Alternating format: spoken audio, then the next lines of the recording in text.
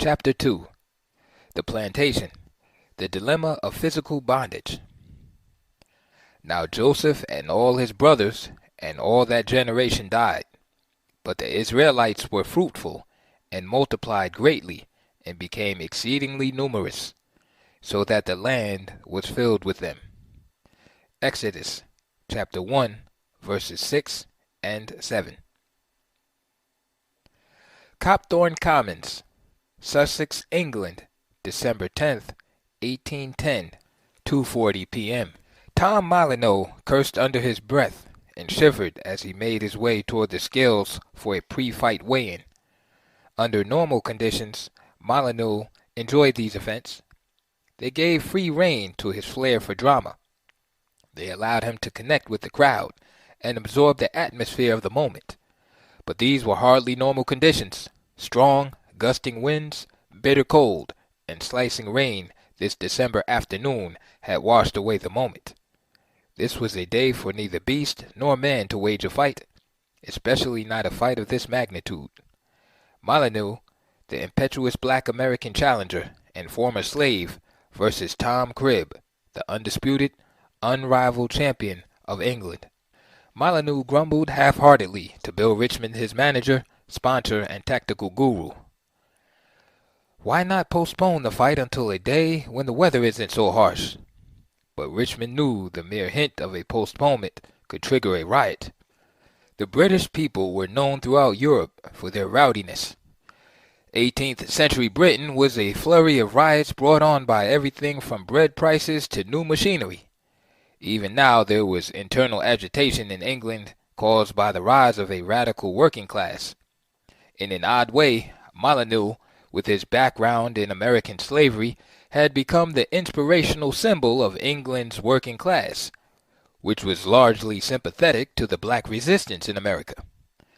The 5,000 fans who stood ankle-deep in mud at Copthorne Commons had no idea they were witnessing the beginning of a historic timeline of the African-American presence on the large stage of professional sport. To them, this was the fight of the century, but in reality, it was merely the first act of a long-running drama that would play itself out back in America for the next 2 centuries. Even as the United States grew in global stature, the extremely visible struggle of black athletes for a fair opportunity became a constant, often haunting reminder that the principles of liberty and fair play on which the nation was built were compromised. Even if they didn't know about the struggle to come, the crowd that day knew that this fight was more than just a physical struggle. There was something else at stake. For all these reasons, plus the sheer carnal pleasure of a championship fight, there would be no cancellation. Most of the crowd had come from London, almost 25 miles away, to see this bold black phenomenon named Molyneux, this foreigner, mysterious in so many ways, who came to England from a plantation in the American South.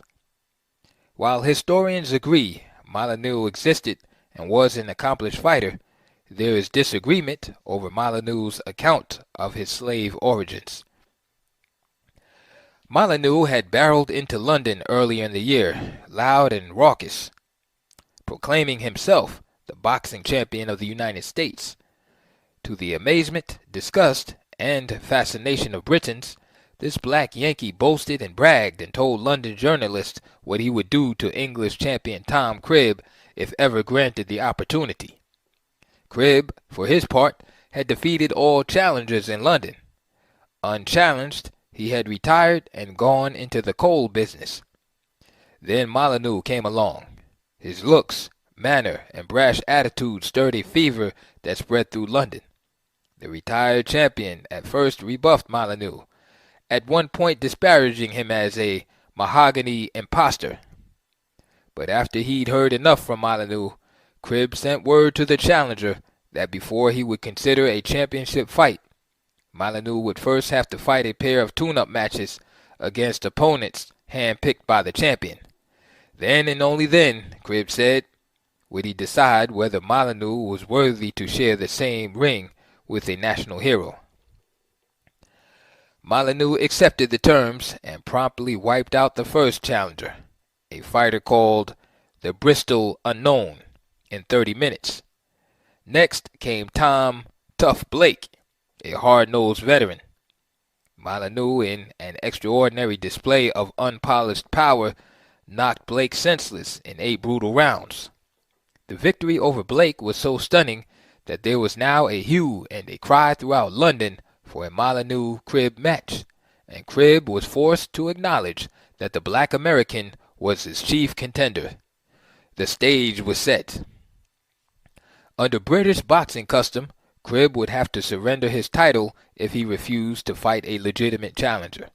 At the same time, he was duty-bound to prevent the championship of England from being held by a foreigner, or worse, as one English writer called Molyneux, a Moor. This fight had become larger than Cribb. For the first time in Cribb's career, and the first time in recent English boxing history, a boxing match carried implications for the entire country. Even while sympathetic to the claims of enslaved American blacks, the English were in no hurry to see one take their boxing crown. Born in Virginia, Molyneux was a product of the American plantation system. His father had been a fighter and a sailor in the War for Independence. Molyneux's uncles were fighters as well. When his father died, Molyneux, still enslaved, became an apprentice cabinet maker. He began fighting slaves from other plantations and won several bets for his plantation owner, Algernon Molyneux. According to one story, Algernon Molyneux received a challenge from Peyton Randolph, a local planter, who said his best fighter could beat Algernon's best. Tom either volunteered or was volunteered to accept the challenge. Algernon supposedly hired a British sailor named Davis to whip Molyneux into shape.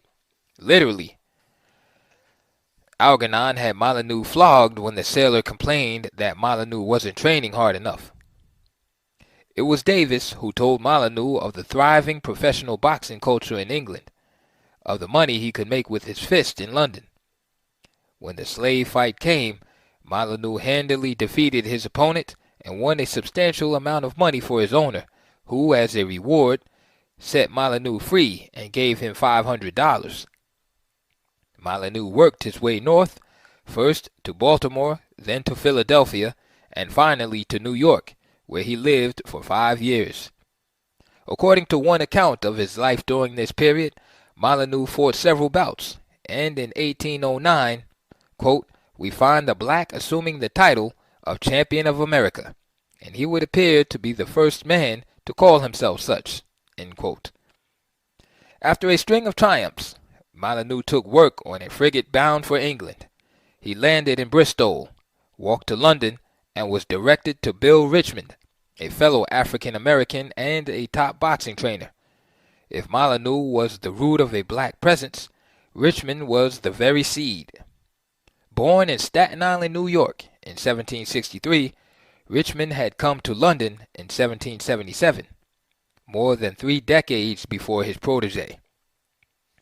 Richmond was brought to England as a servant to General Earl Perry, who saw to it that Richmond was given a solid education. In fact, he became better educated than most native-born Englishmen. He attended school in Yorkshire and was apprenticed to a cabinet maker. Somewhere along the line, Richmond was introduced to England's bustling, well-developed sporting culture. He discovered that some men made enough money from their skill with a cricket bat, in the saddle, or with their fist to live comfortably. The United States would not develop a broad-based, commercialized sporting culture for nearly a century. Richmond learned to play cricket and attended horse races and prize fights. One evening he saw a match between a pair of 50-year-old fighters. What made the greatest impression on Richmond was that one fighter quit after 3 rounds and still earned £4 for his effort. Richmond decided to become a fighter on the spot and soon earned a reputation as a skilled one. During his days in the ring, he himself fought Cribb when Cribb was an up-and-coming fighter with a growing reputation. Cribb battered Richmond so badly that Richmond decided to retire to the life of a fighter's trainer. Richmond married well. He married a white English woman with enough money to enable him to keep a fashionable house dubbed the Horse and Dolphin. It was here that Richmond opened a boxing school and taught gentry and aspiring boxers the quote-unquote sweet science of boxing. It was at the Horse and Dolphin that he also met Molyneux, who had heard of Richmond's reputation and sought him out. 32 years had passed between Richmond's and Molyneux's arrivals in England. The nature of their respective emigrations, their outlooks, and expectations as athletes reflect the evolution that was taking place in the American sports scene. Richmond came to London as a servant and stumbled into boxing. To Molyneux, boxing was his ticket to independence. He came to England as neither slave nor servant. He arrived in London with the single-minded mission of becoming world champion. Although it took place in England, the fight marked the dawn of the black presence in American sports. Fittingly, the black athlete's prototype was a man who'd won his freedom with his fist, and who, not satisfied with mere physical freedom, became hungry for more. Race, as it would be for the next 2 centuries, was at the core of white society's resistance to Molyneux's rise. Pierce Egan, the best-known boxer writer of the era, wrote, quote, "Some persons feel alarmed at the bare idea that a black man and a foreigner should seize the championship of England and decorate his sable brow with the hard-earned laurels of Cribb. He must, however, have his fair chance." End quote. England had never seen a fight of this magnitude. Hundreds sloshed through the mud and gusting winds to bear witness to a match bursting with symbolism and metaphor. Englishman versus American, white versus black. Despite the rain and wind and generally dreary conditions, the afternoon had the feel of a coronation, and for many, that was precisely what they had hoped for: a formal installation of Cribb, and, by extension, the English people, as king of pugilism, protector of English virtue, and conqueror of infidels. Nearly everyone gathered at Copthorne Commons had heard tales and rumors of the man the English press alternately dubbed the American Othello and the Great American Moor. Rumor is one thing, seeing is something else. Here was Molyneux, broad shoulders, stout chest, muscles bulging from well-formed arms and legs. His dark brown skin struck a dramatic contrast to the sea of white faces surrounding the boxing ring that winter afternoon. The English press had framed the fight in a way that modern readers would find familiar. All the already well-formed stereotypes were in play here in the squared circle. The black man's questionable character and intellect versus the white man's claim to civilization and superiority. An ear-splitting roar erupted as Cribb appeared and climbed on the scale for the weigh-in. He was the hardy, robust signature of England.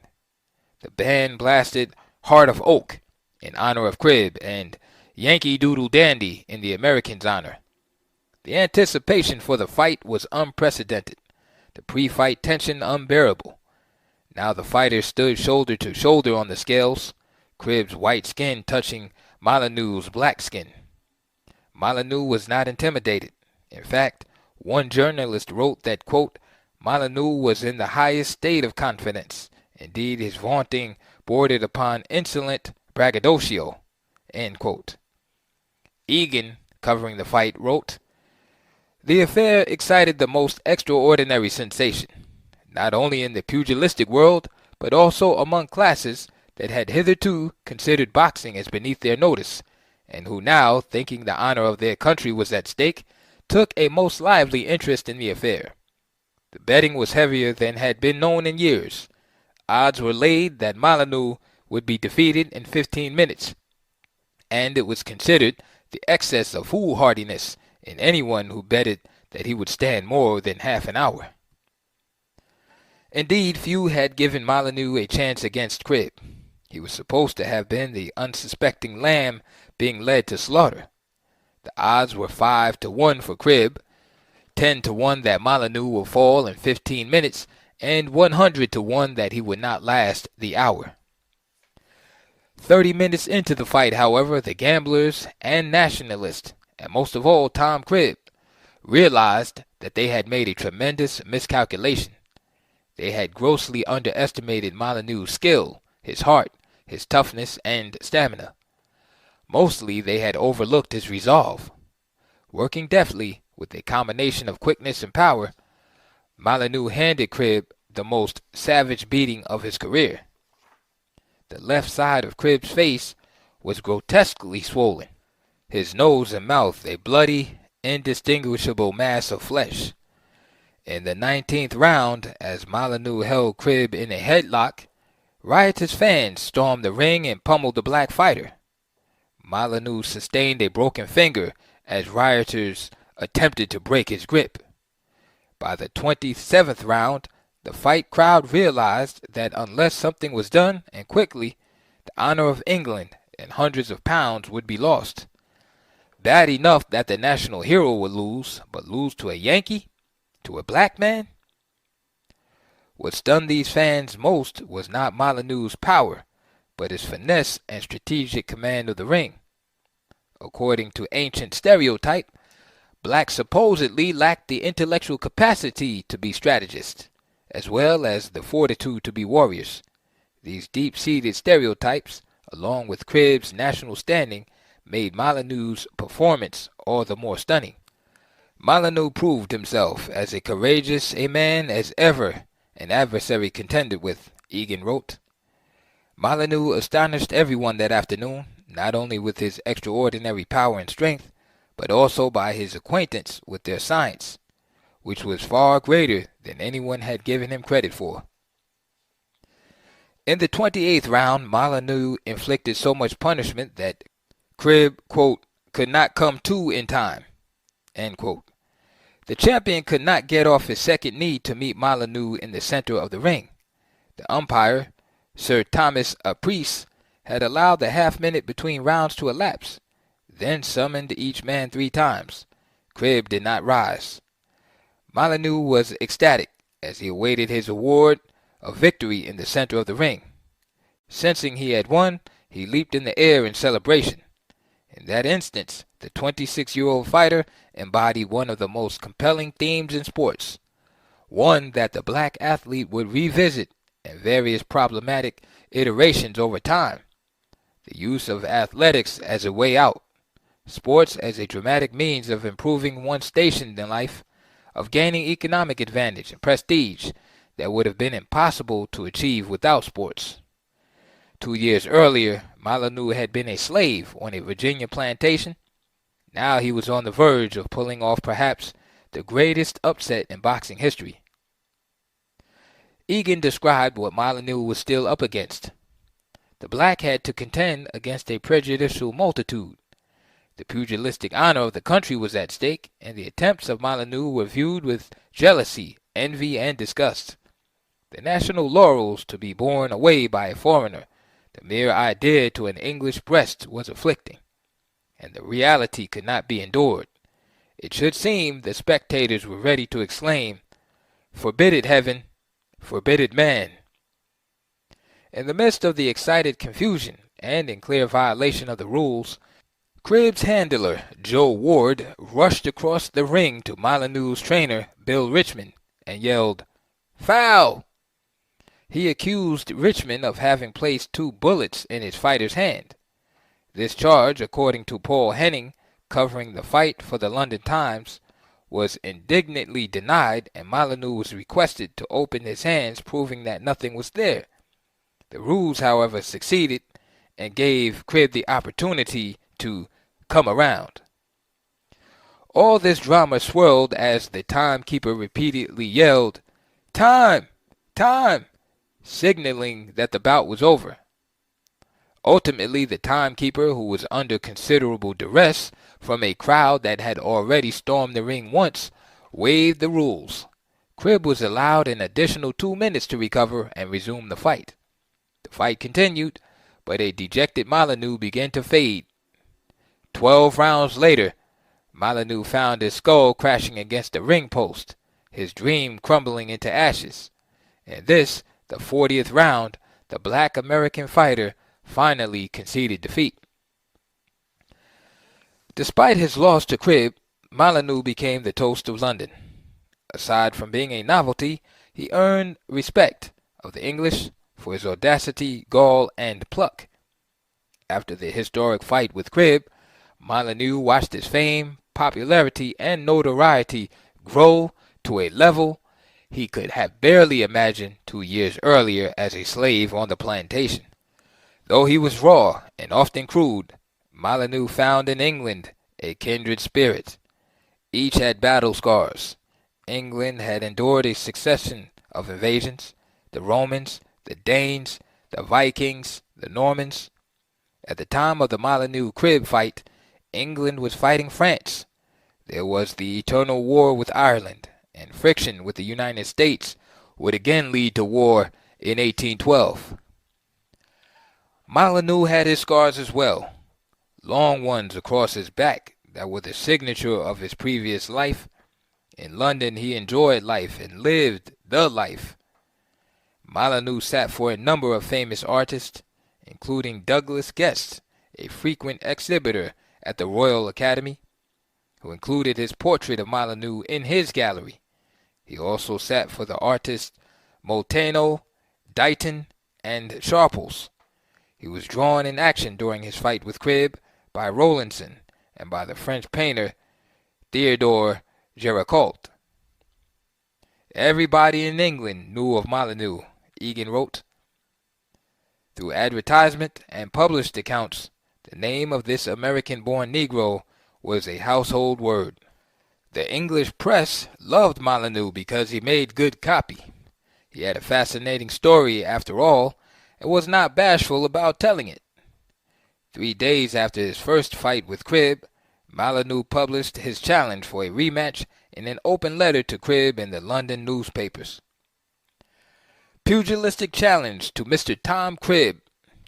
Sir, my friends think that had the weather on last Tuesday, on which I contended with you, not been so unfavorable, I should have won the battle. I therefore challenge you to a second meeting at any time within 2 months, to such a sum as those gentlemen who place confidence in me be pleased to arrange. As it is possible that this may meet the public eye, I cannot omit the opportunity of expressing a confident hope that the circumstances of my being of a different color to that of a people amongst whom I have sought protection will not in any way operate to my prejudice. I am, sir, your most obedient, humble servant, T. Molyneux.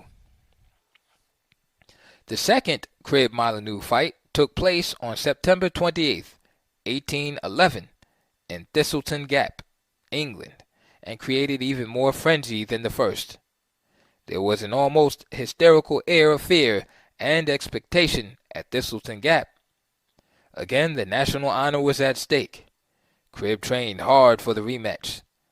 Molyneux, after his discouraging loss, began drinking heavily and carousing, and finally broke with Richmond. This was a significant break. Without his trainer's shrewd eye watching over him, Molyneux reportedly consumed a chicken and a quart of ale on the day of the fight. He fought 6 strong rounds until fatigue, lack of training, and the excesses of his social life took their toll. Finally, in round 11, with Molyneux's jaw broken, his face a bloody mess, Cribb was declared the winner.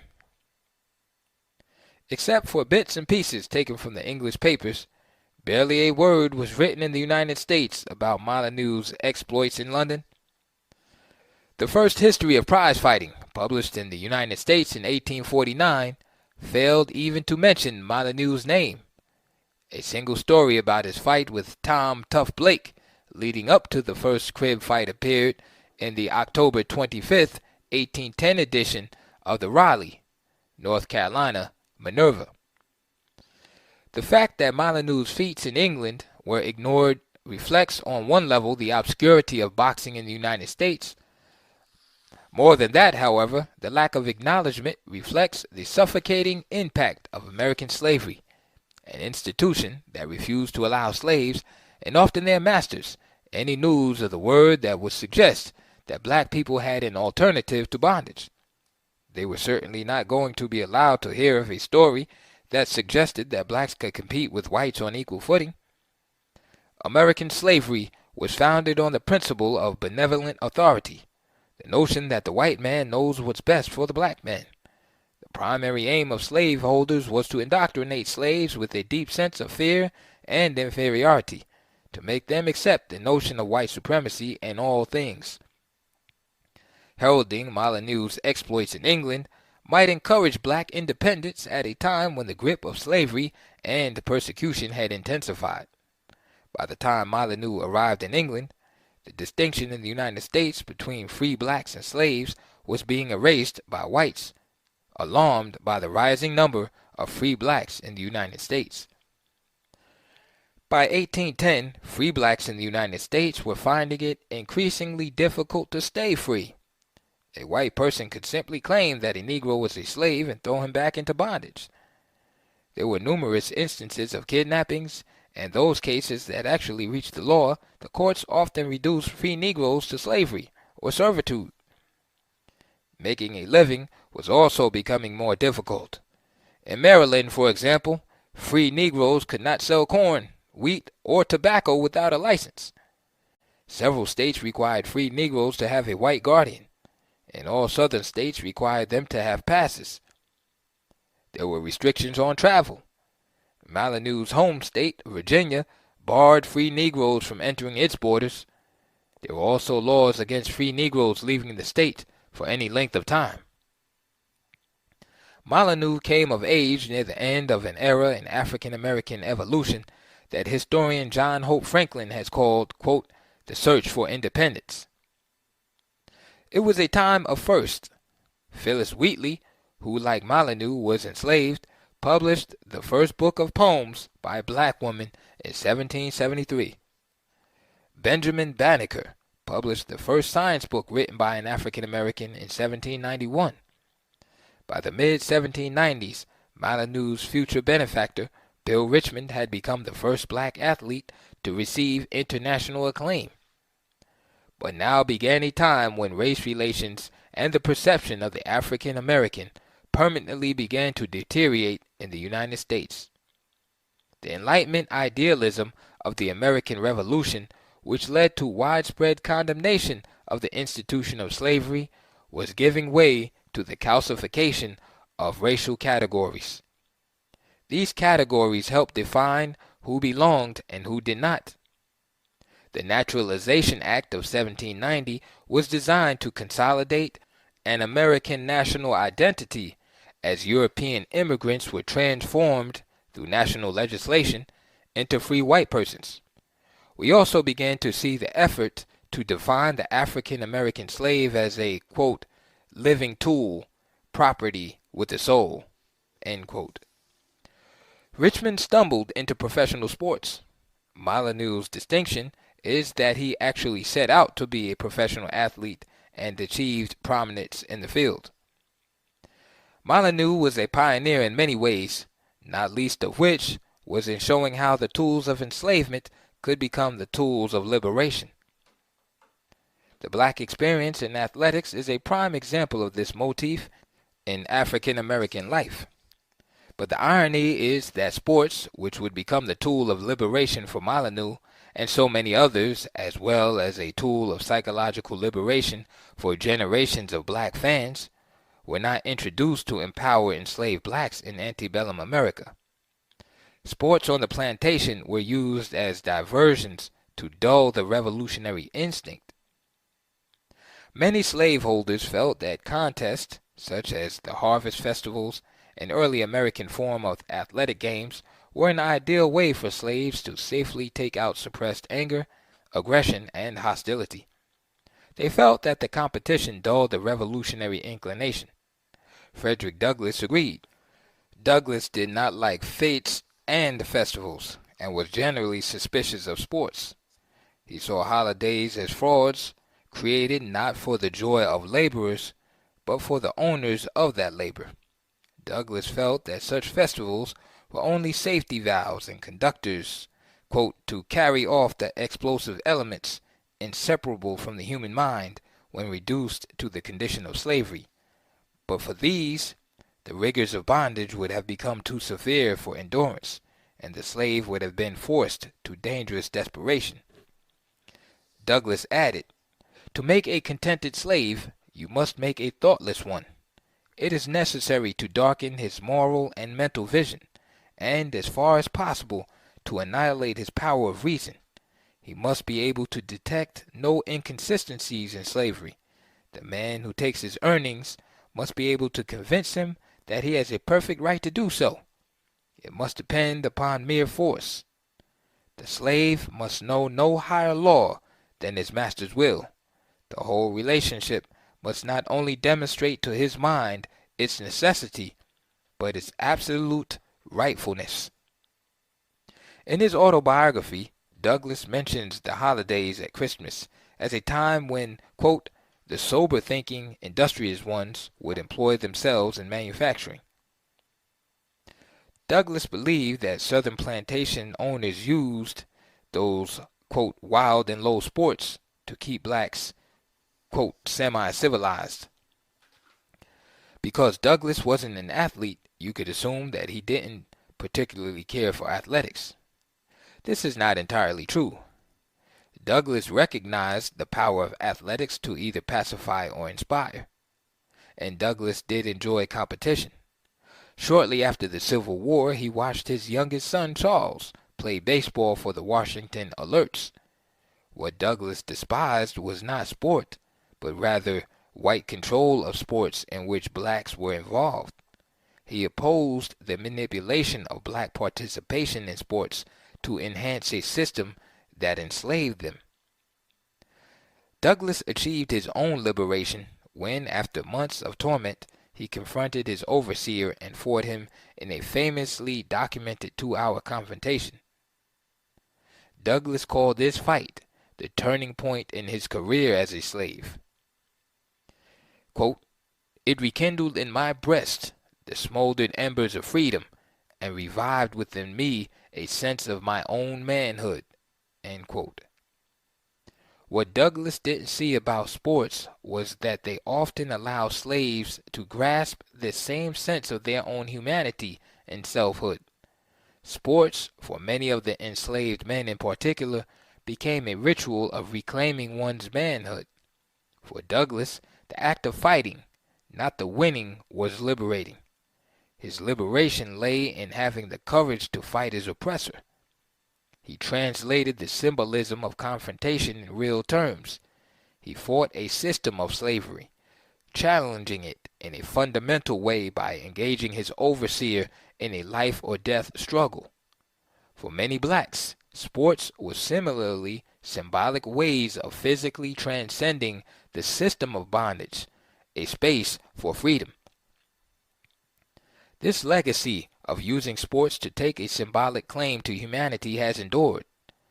Molyneux facing Cribb, Jack Johnson beating Jim Jeffries, Jackie Robinson facing white Major League Baseball, Muhammad Ali defying the United States government, even Latrell Sprewell, part of a black majority governed by a white minority, attacking his white coach, or more recently, black players attacking white fans. While each of these are, like Douglas's, stories of violent confrontation, there's a crucial difference. While later athletes fought to be accepted, admired, and respected, Douglas fought to be free. For the early African Americans, alternatives to captivity were limited. They could commit suicide, as thousands did, or render themselves useless through physical mutilation, as other thousands did. They could attempt escape, as thousands tried, or they could attempt revolt and insurrection, which many did. The consequences of escape and revolt are recorded in the grisly accounts of slaves who were caught and subsequently flogged, or those implicated in insurrections who were brutally executed. The quote-unquote smart alternative, taken by the vast majority of slaves, was to embrace survival. In exchange for being allowed to live, slaves were forced to accept the terms and conditions of bondage, and they were assaulted by constant, often brutal reminders of their subordinate status. Plantation owners continually worked to instill in their slaves a feeling of inferiority and, conversely, a belief in the innate superiority of all whites. Africans brought into American slavery were forced to accede to the humiliation that relinquishing one's selfhood demanded. They had to adhere to a set of elaborate laws, plantation rules, and social expectations. They could not possess alcohol without their master's permission, could not trade, traffic, or barter without a permit, could not beat drums or blow horns. They were not allowed to gamble with whites, to own property, to leave the plantation without a pass. They were not taught to read or write. Sports played a crucial role in the lives of Africans who were captured, sold, and placed aboard America-bound slave ships. Plantation games and recreation were critical to the physical and psychic survival of many slaves. Physical competition became another means of salvaging a portion of lost self-esteem. Games, play, became a way of accommodating a bizarre new reality of bondage. For slave children, so-called athletic feats were a source of great pride. The ability to perform well in physical contests usually guaranteed them the respect of their impressionable young playmates. There was no American sports culture to speak of in the mid-17th century. The high value placed on work, coupled with the scarcity of workers, made recreation virtually impossible. By the early part of the 18th century, however, African slaves had become an essential part of an evolving sports culture in the American South. A rising aristocracy began to use sports to increase and extend its power. In the process of accomplishing this, quarter-mile racing became prominent. This emerging elite had access to vast amounts of land, as well as an increasingly prominent labor force, enslaved Africans. The presence of these African jockeys and trainers reinforced a distinctive view of labor and leisure that the elite embraced and quarter-mile racing represented. But there was a wider range of sporting activities in which African slaves were involved. In the plantation South, slaves of rival plantations were used as oarsmen in high-stakes boat races, as their respective masters steered. Foot racing, an enormously popular sport in the United States during the 1830s, was equally popular on the plantations and provided a convenient backdrop for wagering. Plantation owners exploited the speed of the faster slaves by entering them into races against neighboring slaves or local challengers in various town races. Some slave owners formally trained slaves and even held preliminary races to ensure that only the fastest runners would race. One slave recalled the running of races on his plantation. It was a custom in those days for one plantation owner to match his nigger against that of his neighbor. Parrish trained his runners by having them race to the boundary of his plantation and back again. He would reward the winner with a jackknife or a bag of marbles.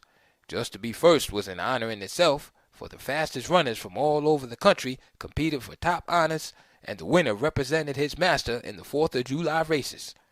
When runners from all over the area competed for top honors, and the winner earned a bag of silver for his master. Another slave, William Mallory of Virginia, recalled the number of races he ran for his owner and proudly declared that he had never been defeated. Mallory added a touch of braggadocio by saying that he was so fast that at the Civil War Battle of Bull Run, he added to his legend for blistering speed when, quote, "I actually outran the bullets," end quote. Planters described the characteristics of runaway slaves in terms of their physical acumen. This ad for a runaway slave in the August 3, 1797 edition of the Maryland Gazette acknowledges that slaves had made owners aware of their great speed. To any person apprehending and delivering at this place Negro Isaac, who left here yesterday morning and is endeavoring to cross the bay, his route will be to the Delaware State or Philadelphia. Though a very timid fellow, it will be difficult to apprehend him. as he runs remarkably fast.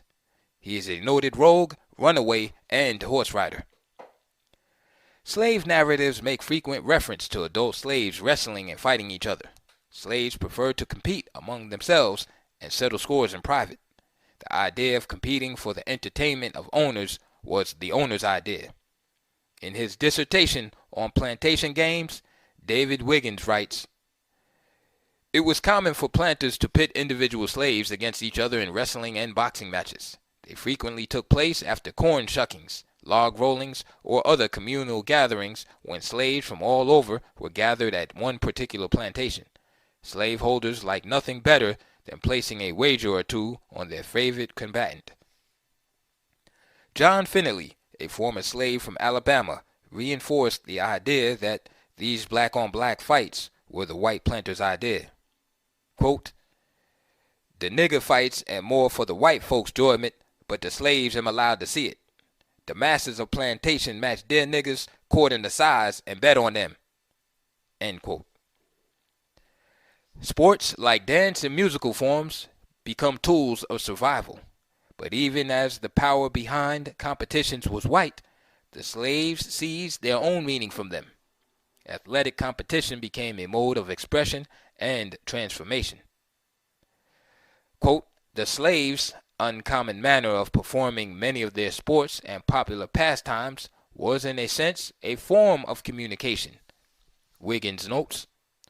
By utilizing different styles and assuming different roles in physical activities, slaves were able to express their deepest fears and anxieties, scorn the maladroit whites, and convey their thoughts and feelings to fellow bondsmen. End quote. In play, the slave could become master, the powerless could become powerful.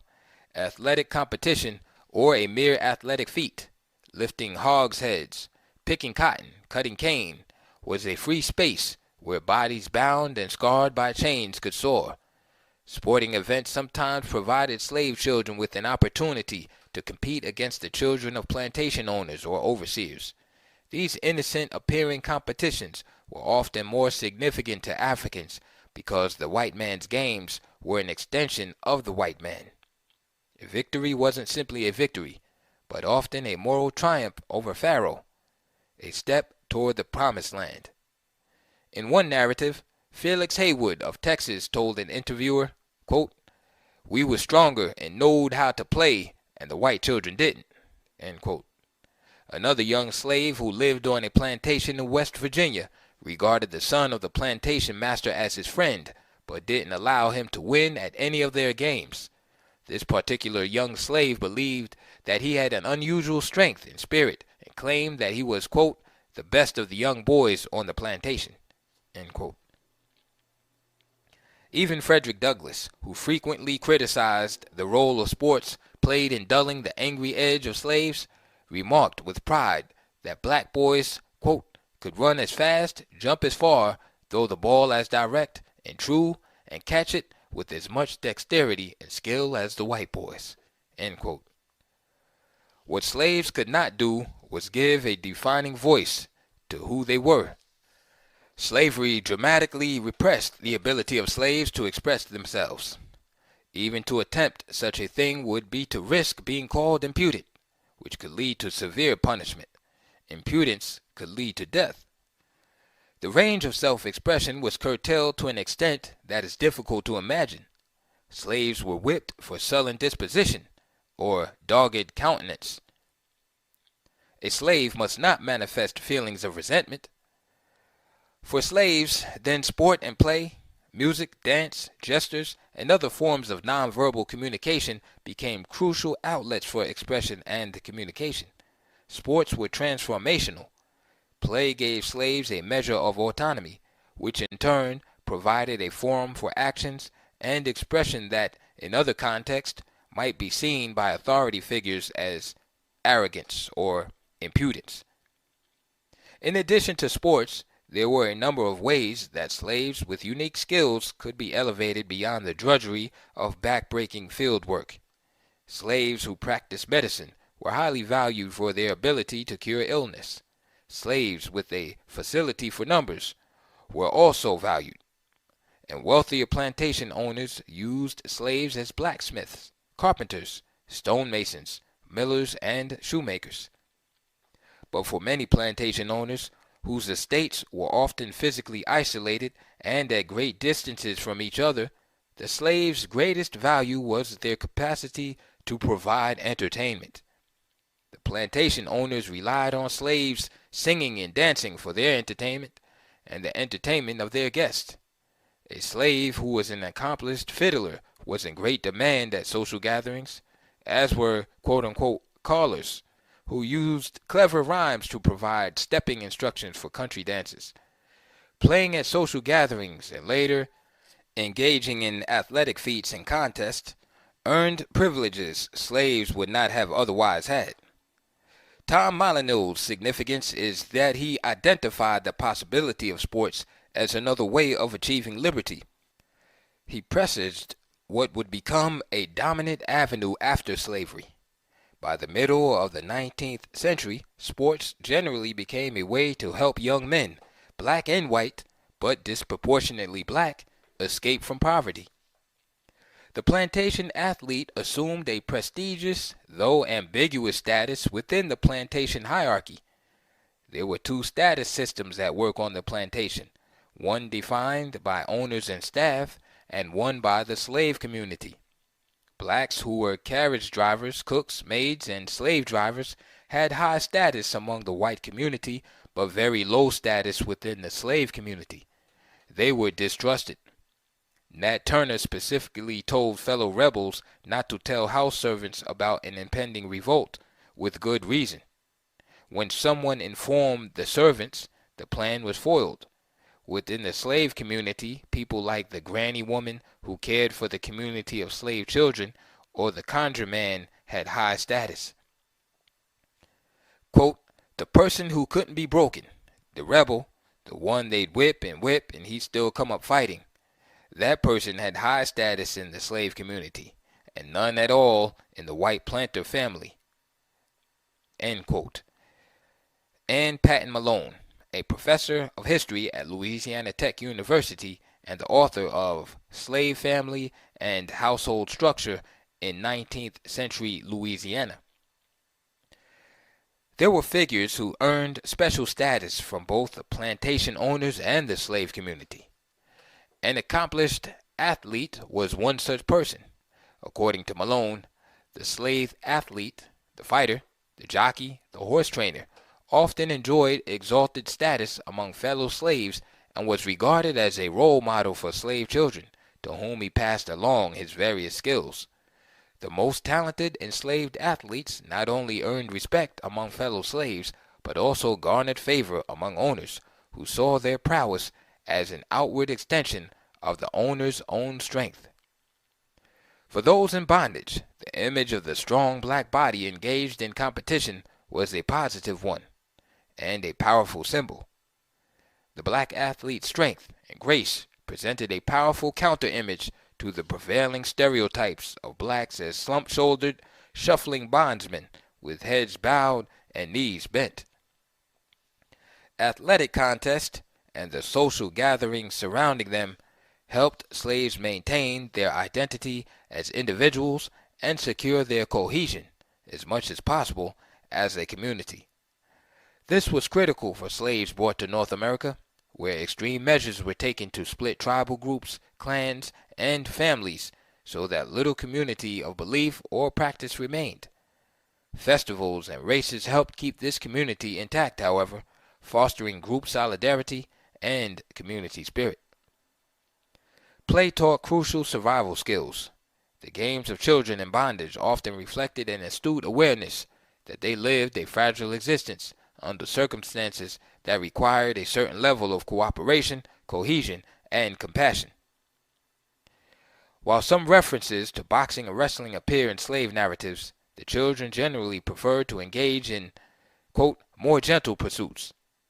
In his dissertation, Sports and Popular Pastimes on the Plantation, David Wiggins points out that physical abuse of one child by another was considered unjustifiable and a veritable threat to the general well-being of the group. Like their parents, Slave children viewed themselves as a distinct body with common concerns, problems, and lifestyles. They recognized the need to remain together as a familial group, no matter the particular circumstances. The point is not that slave children never fought each other, but rather they understood it was to their mutual advantage to care for each other and refrain as much as possible from foolish skirmishes. Children were usually so attuned to their interdependence that they often refrained from playing games that required the elimination of players. Even in a game like dodgeball, which typically required that a player who was hit sat on the side, rules were altered to allow players to remain in the game.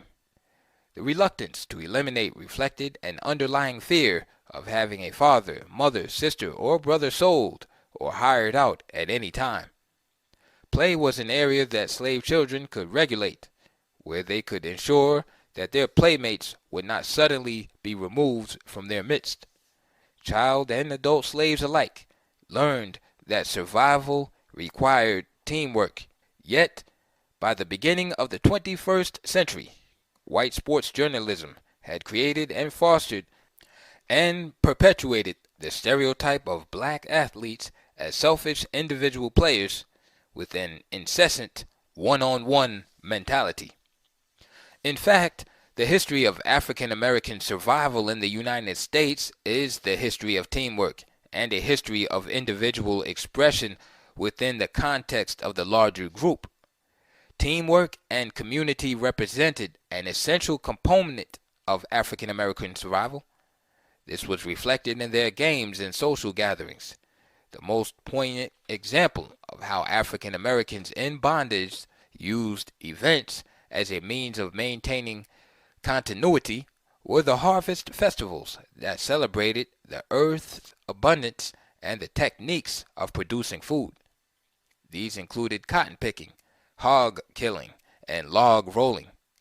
These activities provided a test of skills and allowed individual slaves to distinguish themselves within the group. The most significant activity was corn shucking, the process by which corn is plucked from the stalk, husked, and stored for the winter. The festival itself was modeled after traditional English celebrations and took place in autumn. Depending on the planter's resources, the festivals could be huge affairs, with slaves from other plantations joining in. Corn shucking festivals were held throughout the United States. In the South, however, the agricultural festivals were used by plantation owners as a way of, quote, authorizing the delegation of power attending the ownership of the land and the slaves, end quote. These festivals were not the democratic drama of the frontier bee in the North. In the South, work parties on the plantation involved a bringing together of workers who were not landowners but slaves. Yet, these very congregations made some plantation owners uncomfortable. Some planters viewed the coalescing of slaves into groups for team activities as potentially dangerous and actively discouraged it. In fact, in 1797, the city of Fayetteville, North Carolina, passed a law prohibiting African Americans from playing, quote, baseball on Sundays. This early history of the African in America offers a first glimpse of the differences in sporting culture between African Americans and European Americans. For all the talk and reality of contemporary social integration and assimilation, there remains a distinct black-white aesthetic divide in United States mainstream sports. Even as more young white athletes become influenced by urban black mannerisms, there is a fundamental, if subtle, tension between their respective approaches to sport. The tension is an extension of age-old, deeply rooted differences in what sports have meant to survival. Practically from the beginning of their coexistence in the New World, Africans and Europeans, especially the English, viewed sports through drastically different lenses. Much of this had to do with the respective sporting traditions they brought with them to the New World. In England, beginning early in the 17th century, there was a court-inspired assault on the recreations of laborers, servants, and tradesmen. Reformist critics across England saw that when sports contests and public displays of physical prowess competed with religion, sports won. In response, justices of the peace in places like Lancashire mandated church attendance and suggested that sporting activities be banned. The tension went back to the previous century, when officials in certain towns eliminated football matches and other events from the list of acceptable Sunday activities. Eventually, in 1617, the conflicts led to a compromise called the Declaration of Sports, which ensured the sanctity of the Sabbath morning church services and the acceptance of sports and recreation later in the day. But the declaration fell in and out of use and became a bloody bone of contention between the clergy and the sports-addicted public. For what sports actually expressed was the response to fundamental changes in England from manners, lords, and tenants toward industrialization and urbanization. Yet, in spite of the power structure's ambivalence, activities like wrestling, football, soccer, horse racing, and cockfighting remained staples of English sportive life. Sub-Saharan non-Muslim Africans had a strong athletic tradition as well. What Westerners called quote-unquote sport was to these Africans an integral part of their ritual, spiritual, and community life. The games were as diverse as the continent itself. The men participated in a variety of games, including foot and oxen races. Women played an assortment of games too, often using a ball and various throwing and catching techniques. For males or females, a central characteristic of all games was the use of dancing, either as a means of introducing the game or as an integral part of playing it. And great care was taken to distinguish dances that were intended for secular uses from those designed to honor the deities.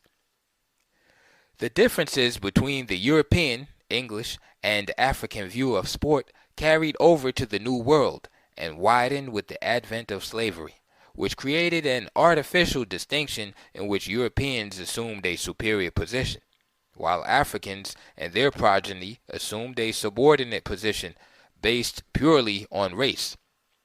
White planters judged an individual's worthiness by the type of work he performed, while planters saw their own recreational pursuits, horse racing, boat racing, as signatures of elite and refined society.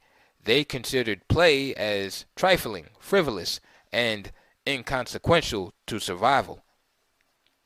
For slaves, work did not define who they were, because it reaped more benefits for the slave owner than for the worker.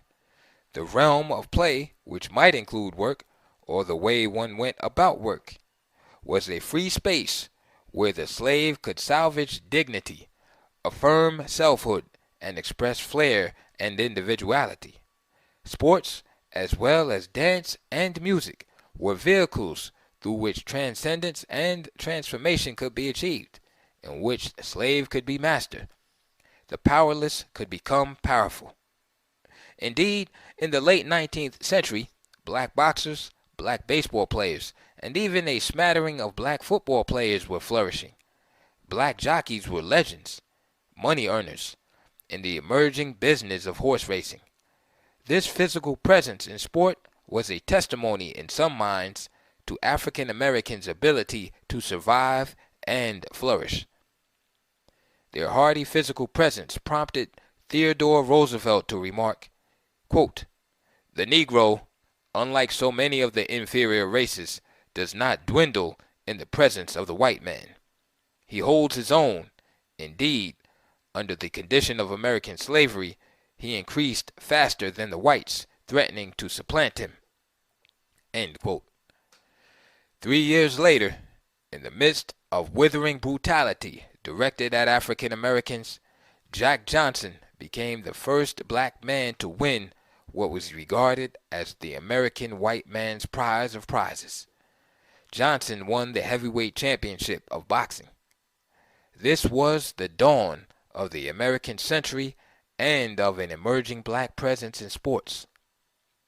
In 1910, a century after Tom Molyneux was robbed of his rightful victory over Tom Cribb in London, Jack Johnson put his knuckled stamp on the forehead of American sports by defending his title against the favorite Jim Jeffries, who carried with him into the ring that afternoon the prophetic label, the Great White Hope.